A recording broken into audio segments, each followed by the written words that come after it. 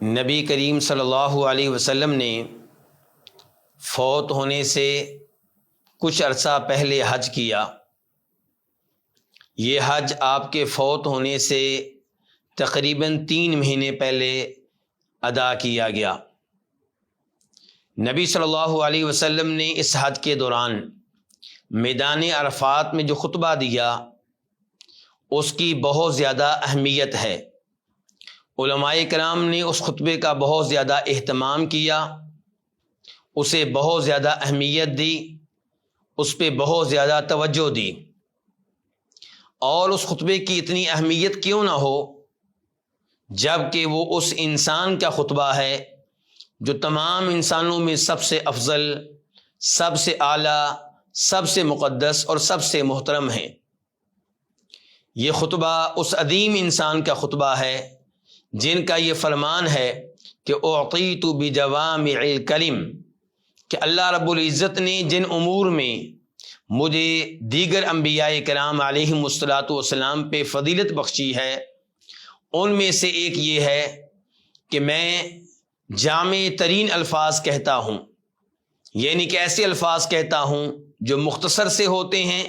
لیکن معنی و مفہوم کے لحاظ سے بہت وسیع ہوتے ہیں۔ اس خطبے کی اہمیت اس سے بھی واضح ہوتی ہے کہ یہ خطبہ دینے سے پہلے نبی علیہ الصلاۃ والسلام نے اس بات کا اہتمام کیا کہ تمام لوگوں کو خاموش کروایا جائے۔ چنانچہ جریر بن عبداللہ بجلی رضی اللہ تعالیٰ عنہ فرماتے ہیں کہ آپ علیہ الصلاۃ والسلام نے مجھ سے کہا استنصت الناس، کہ لوگوں سے یہ مطالبہ کرو کہ وہ خاموشی اختیار کریں۔ یہ وہ خطبہ ہے کہ جس خطبے کو بڑے اہتمام کے ساتھ لوگوں تک پہنچایا گیا۔ چنانچہ کئی لوگ ایسے تھے جو آپ کے الفاظ اور آپ کے کلمات کو ان لوگوں تک پہنچا رہے تھے جو آپ سے دور کھڑے تھے۔ ان پہنچانے والوں میں سے ایک ہمارے چوتھے خلیفہ راشد امیر المؤمنین جناب علی رضی اللہ تعالی عنہ ہیں۔ اس خطبے کی اہمیت کا اندازہ آپ اس امر سے بھی کر سکتے ہیں کہ صحابہ کرام ارشاد فرماتے ہیں کہ ہم میں سے کئی لوگ ایسے تھے جو اپنے خیموں میں موجود تھے اور انہیں وہاں پہ آپ کا خطبہ سنائی دیا، یعنی کہ اللہ رب العزت نے خصوصی اہتمام کرتے ہوئے یہ خطبہ ان صحابہ کرام تک بھی پہنچایا جو اپنے خیموں میں موجود تھے اور آپ کے قریب نہیں تھے۔ اس خطبے کو بہت سے صحابہ کرام نے نقل کیا ہے، روایت کیا ہے۔ ان میں سے سب سے زیادہ جنہوں نے شہرت پائی ہے وہ جناب جابر بن عبداللہ رضی اللہ تعالی عنہما ہیں۔ اور جناب جابر کی حدیث جو حج کے موضوع پہ ہے وہ بہت ہی مشہور و معروف ہے۔ حج کے بارے میں ایک لمبی حدیث انہوں نے روایت کی ہے۔ اس حدیث کو، اس روایت کو، اس خطبے کو جناب جابر رضی اللہ عنہ سے روایت کرنے والے کون ہیں؟ وہ امام باقر رحمہ اللہ ہیں، یعنی کہ محمد بن علی بن حسین رضی اللہ تعالی عنہما۔ جناب حسین رضی اللہ عنہ کے پوتے، جناب حسین کے بیٹے کا نام ہے علی، یعنی کہ زین العابدین، اور زین العابدین کے صاحبزادے ہیں امام محمد الباقر، اور امام محمد الباقر سے اس حدیث کو روایت کرنے والے امام جعفر الصادق ہیں۔ تو آپ اس سے بھی اس حدیث کی اہمیت کا اندازہ کر سکتے ہیں کہ اس حدیث کو آل بیت یعنی کہ امام جعفر صادق اپنے والد امام باقر سے، اور امام باقر اس حدیث کو جناب جابر بن عبداللہ رضی اللہ عنہما سے روایت کرتے ہیں۔ یہ روایت بیان کرنے سے پہلے امام باقر وعدے کرتے ہیں کہ جب میں ان کے پاس گیا، میری ان سے ملاقات ہوئی تو انہوں نے محبت سے، شفقت سے میرے سر پہ اپنا ہاتھ پھیرا اور محبت سے میرے سینے پہ اپنا ہاتھ رکھا۔ اس سے آپ اس بات کا بھی اندازہ کر سکتے ہیں کہ آل بیت کس قدر صحابہ کرام کے ساتھ لگاؤ رکھتے تھے اور صحابہ کرام کس قدر محبت رکھتے تھے آل بیت کے ساتھ۔ جناب جابر یہ حدیث روایت کرتے ہوئے جب میدان عرفات پہنچتے ہیں، میدان عرفات کا نقشہ کھینچتے ہیں اور یہ بیان کرتے ہیں کہ نبی علیہ الصلوۃ والسلام میدان عرفات میں پہنچے اور آپ نے خطبہ ارشاد فرمایا، تو وہاں پہ کہتے ہیں کہ جب زوال شمس ہوا تو نبی علیہ الصلوۃ والسلام کے حکم سے آپ کی قصوہ نامی اونٹنی پہ آپ کا کجاوا رکھا گیا اور پھر آپ وادی میں تشریف لائے اور آپ نے خطبہ ارشاد فرمایا۔ خطبے میں جو کچھ آپ نے کہا اس میں سے چند الفاظ وہ ہیں، چند کلمات وہ ہیں جو جناب جابر رضی اللہ تعالیٰ عنہما نے روایت کیے ہیں۔ وہ کہتے ہیں کہ فرمایا نبی علیہ الصلوۃ والسلام نے، ان دماءکم واموالکم حرام علیکم کحرمت یومکم ھذا فی شہرکم ھذا فی بلدکم ھذا، کہ لوگوں اس میں کوئی شک و شبہ نہیں ہے کہ تم میں سے ہر ایک کی جان قابل احترام ہے، تم میں سے ہر ایک کا خون قابل احترام ہے، تم میں سے ہر ایک کا مال قابل احترام ہے،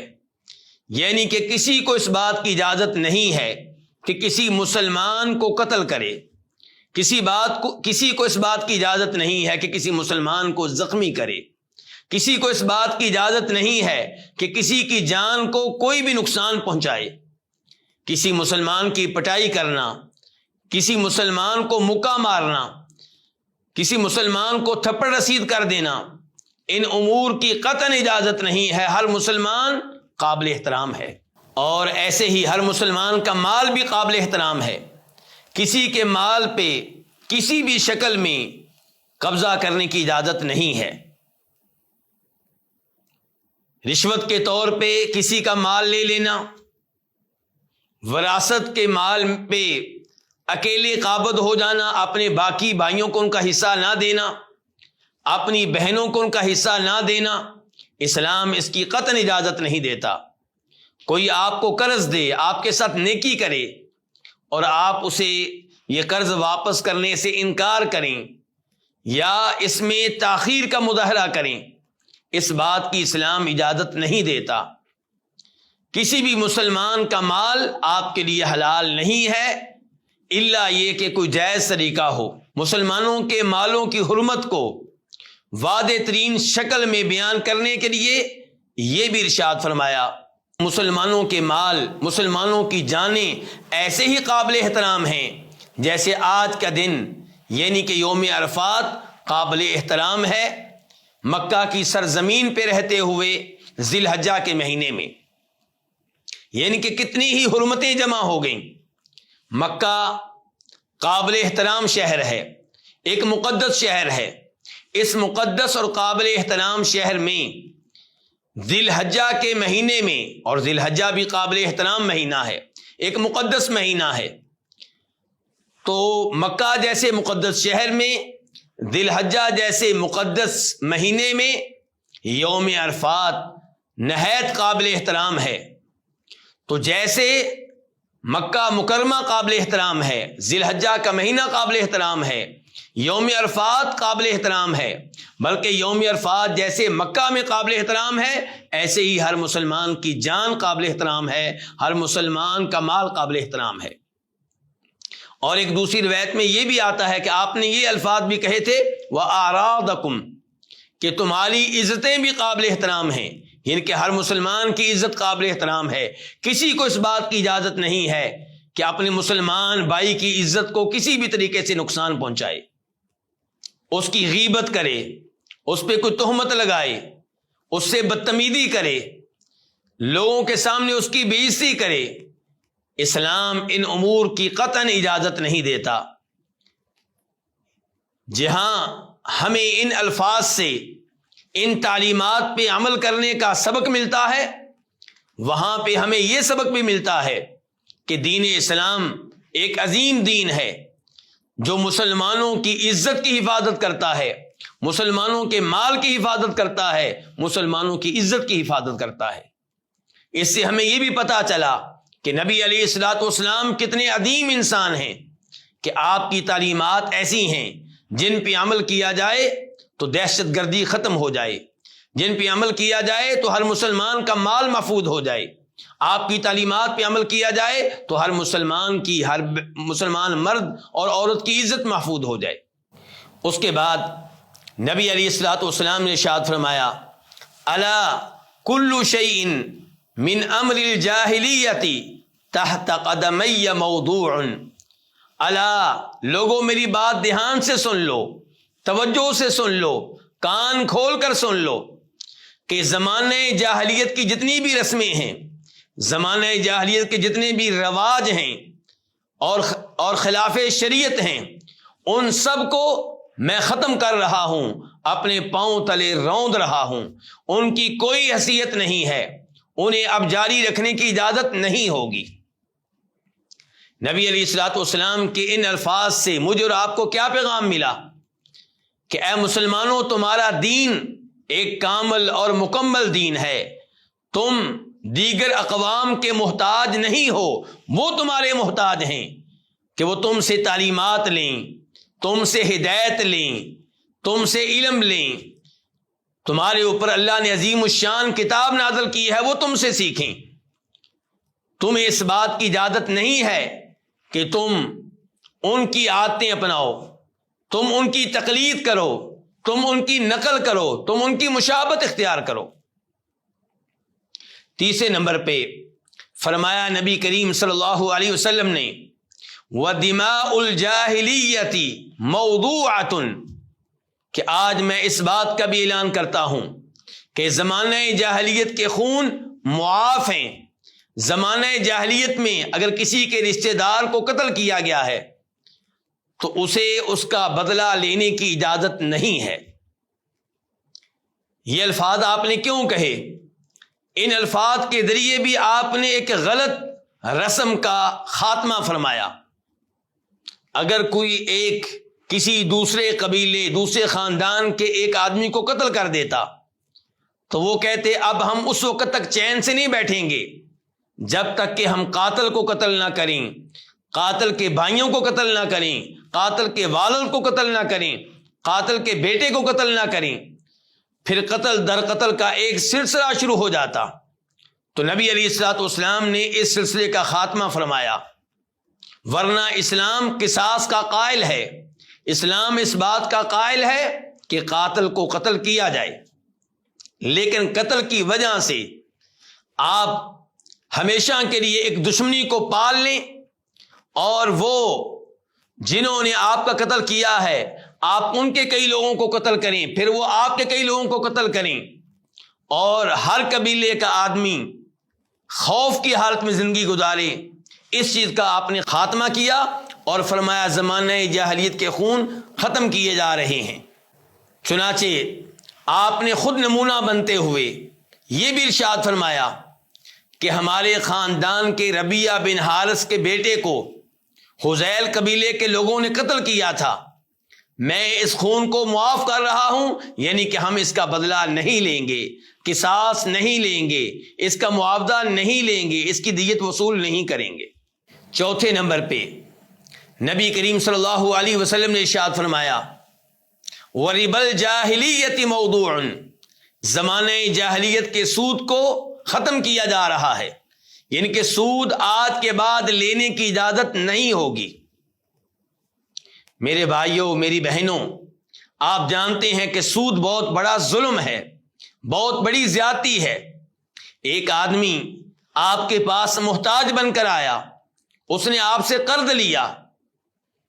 اب آپ کو چاہیے کہ آپ اسے قرض دیں اللہ سے اجر و ثواب لینے کے لیے۔ اور یہاں پہ میں ایک اور حدیث کی طرف اشارہ کر دوں کہ اگر آپ کسی کو قرض دیتے ہیں تو آپ کو قرض دینے پہ اجر و ثواب ملتا ہے، اور اس کی مقدار کیا ہے اس کا اندازہ آپ اس سے کر سکتے ہیں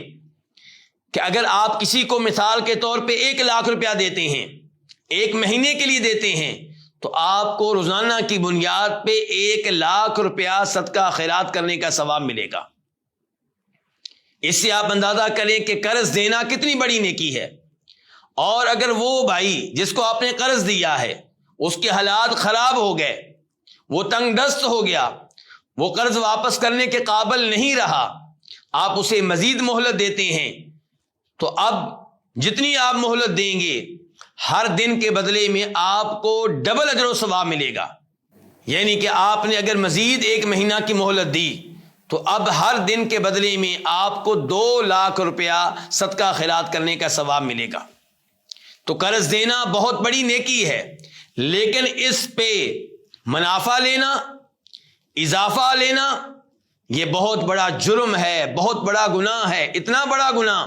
کہ اللہ رب العزت ارشاد فرماتے ہیں فَأُولَئِكَ أَصْحَابُ النَّارِ هُمْ فِيهَا خَالِدُونَ، کہ سود لینے والے جہنم میں رہیں گے، ہمیشہ ہمیشہ رہیں گے۔ اور امام مسلم روایت کرتے ہیں جناب جابر رضی اللہ عنہ سے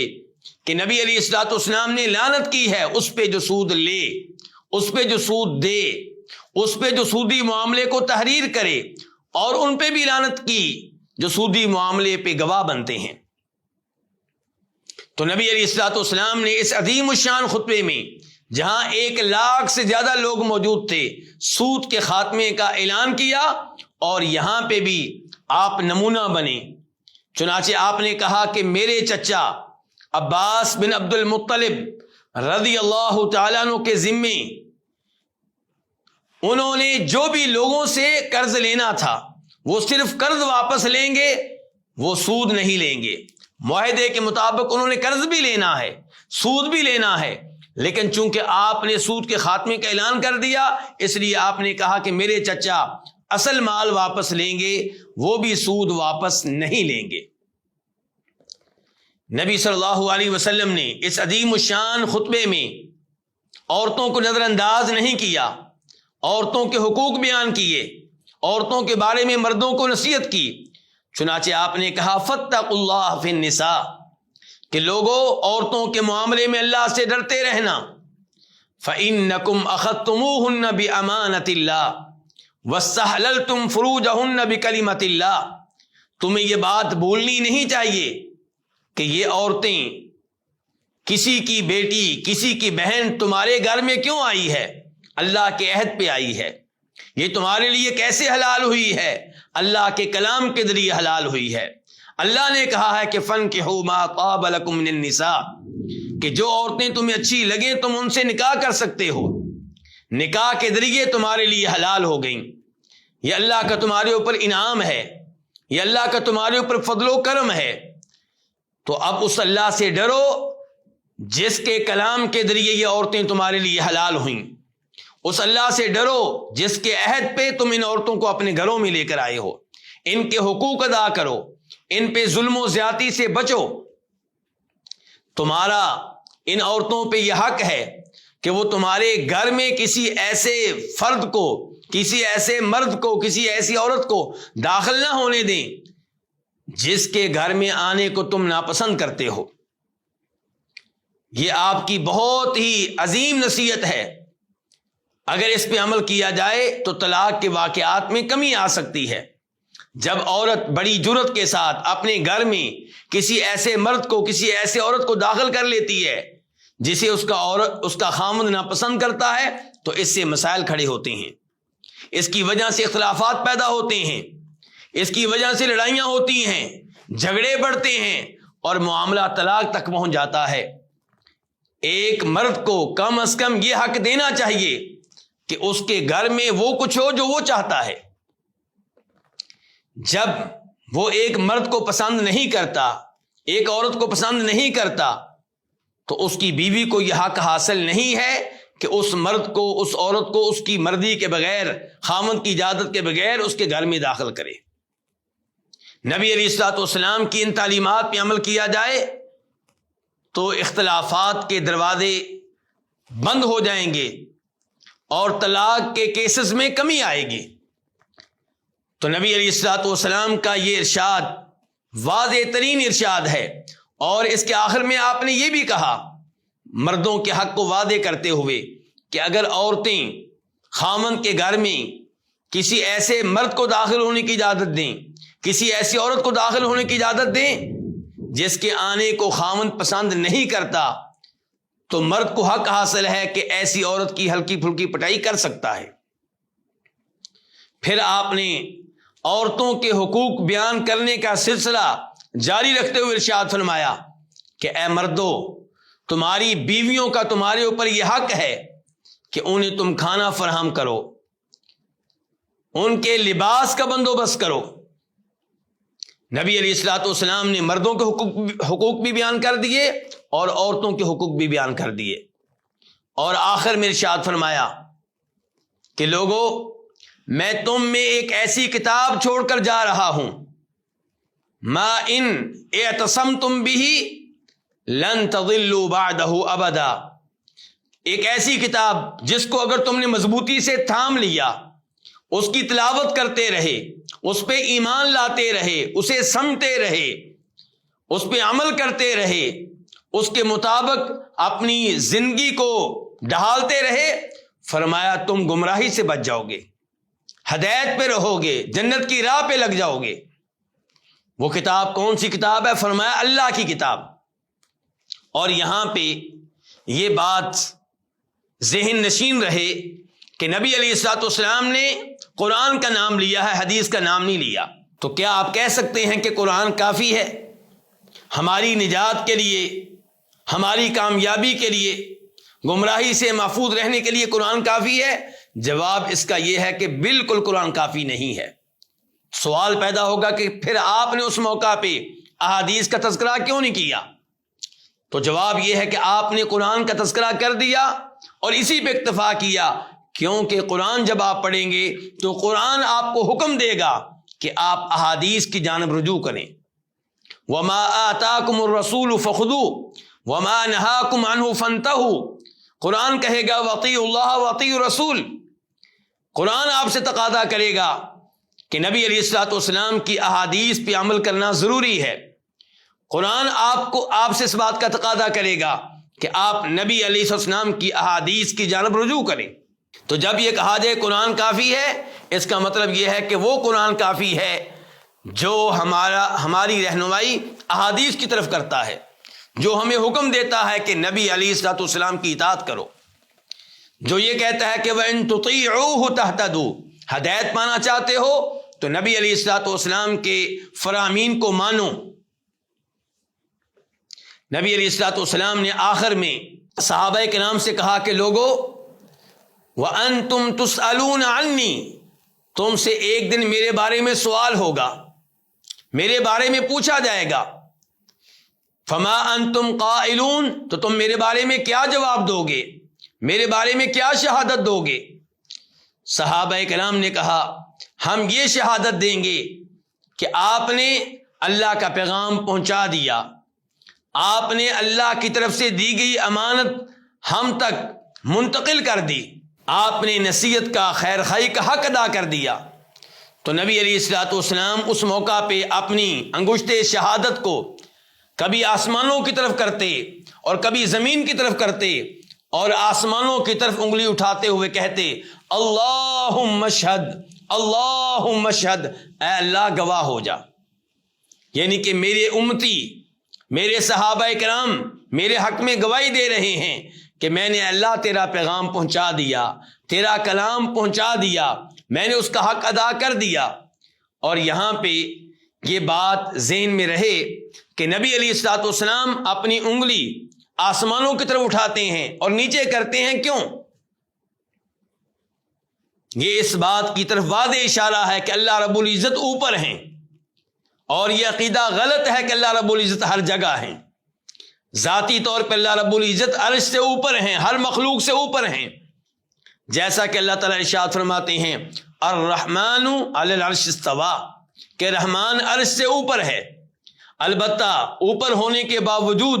اللہ تعالیٰ علم کے لحاظ سے، قدرت کے لحاظ سے، سننے کے لحاظ سے، جاننے کے لحاظ سے ہر ایک کے ساتھ ہیں، لیکن ذاتی طور پہ اللہ رب العزت اوپر ہیں، سب سے اوپر ہیں، اور اس پہ ایمان لانا نہایت ضروری ہے۔ نبی علیہ الصلوۃ والسلام نے اس خطبے کے اختتام پہ اذان کہنے کا حکم دیا. اذان دی گئی اور پھر اقامت کہی گئی اور آپ نے ظہر کی 2 رکعتیں پڑھائیں. پھر اقامت کہی گئی اور آپ نے عصر کی 2 رکعتیں پڑھائیں. اور پھر نبی علیہ الصلوۃ والسلام سورج غروب ہونے تک دعائیں کرتے رہے, وقوف کرتے رہے. اور جب سورج غروب ہو گیا تو تھوڑی دیر کے بعد آپ عرفات سے مزدلفہ کی جانب چل نکلے. تو میرے بھائیوں, میری بہنوں, یہ ہے آپ کا وہ خطبہ جو آپ نے میدان عرفات میں دیا, 1 لاکھ سے زائد صحابہ کرام کے سامنے دیا. اور اس خطبے کے یہ وہ الفاظ ہیں جو جناب جابر بن عبداللہ رضی اللہ عنہ نے یاد کیے, ورنہ دیگر صحابہ کرام نے اس کے علاوہ الفاظ بھی نقل کیے ہیں. مثال کے طور پہ جناب ابو امامہ باہلی رضی اللہ عنہ کہتے ہیں کہ نبی علیہ الصلوۃ والسلام نے اپنے آخری خطبے میں ارشاد فرمایا, یعنی کہ حجۃ الوداع کے خطبے میں ارشاد فرمایا, اتقوا ربکم وصلوا خمسکم وصوموا شہرکم وادوا زکاة مالکم واطیعوا ذا امرکم تدخلوا جنت ربکم. کہ لوگو اپنے رب سے ڈرتے رہو, تقوی اختیار کرو, 5 وقت کی نمازیں ادا کرتے رہو, ماہ رمضان کے روزے رکھتے رہو, اپنے مال کی زکوٰۃ ادا کرتے رہو, اور جو تمہارے حکمران ہیں ان کی بات مانتے رہو, ان کی اطاعت کرتے رہو, تم اپنے رب کی جنت میں پہنچ جاؤ گے, داخل ہو جاؤ گے, اس کے حقدار بن جاؤ گے. یہ الفاظ بھی بڑے عظیم ہیں. اللہ رب العزت سے ڈرنے کا حکم, 5 وقت کی نمازوں کی ادائیگی کا حکم, ماہ رمضان کے روزے رکھنے کا حکم, زکوٰۃ کی ادائیگی کا حکم جو کہ غریبوں کا حق ہے, اور وقت کے حکمرانوں کی اطاعت کا حکم. جی ہاں,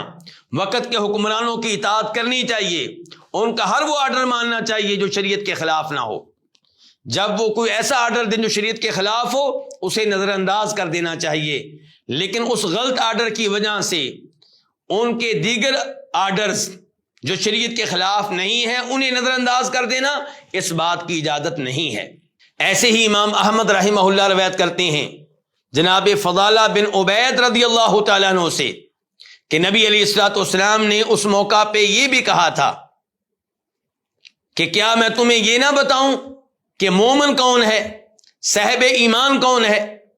صحابہ کرام نے کہا بتائیے اللہ کے رسول, ضرور بتائیے. تو آپ نے کہا تھا صاحب ایمان وہ ہے, مومن وہ ہے جس سے دوسرے مسلمان محفوظ رہیں, ان کا مال محفوظ رہے, ان کی جانیں محفوظ رہیں. اور آپ نے کہا تھا مسلمان وہ ہے من سلم المسلمون من لسانہ و یدی, جس کی زبان سے, جس کے ہاتھوں سے دوسرے مسلمان سلامت رہیں, یعنی کہ کسی کو اپنی زبان کے ذریعے تنگ نہ کرے, تکلیف نہ دے, کسی کو اپنے ہاتھوں کے ذریعے تنگ نہ کرے, تکلیف نہ دے. اور آپ نے یہ بھی کہا تھا مجاہد وہ ہے جو اللہ رب العزت کی اطاعت کرنے کے لیے اپنے آپ سے جہاد کرے, یعنی کہ اس کا نفس نماز پڑھنے پہ راضی نہ ہو, روزے رکھنے پہ راضی نہ ہو, اپنے نفس کو مجبور کرے اللہ رب العزت کی اطاعت کرنے پہ, اپنے نفس کو مجبور کرے اس بات پہ کہ شیطان کی اطاعت نہیں کرنی, شیطان کی بات نہیں ماننی. تو میرے بھائیوں, نبی علیہ الصلوۃ والسلام کا یہ خطبہ بہت ہی عظیم خطبہ ہے, اس کا اہتمام کرنا چاہیے, اسے یاد کرنا چاہیے, اسے لوگوں میں عام کرنا چاہیے, اس کے مطابق اپنے عقائد کی اصلاح کرنی چاہیے, اور اس خطبے میں جو دروس ہیں, جو اسباق ہیں, جو عبرتیں ہیں, انہیں حاصل کرنا چاہیے. اللہ رب العزت ہم سب کو توفیق عنایت فرمائے. وآخر دعوانا ان الحمد للہ رب العالمین.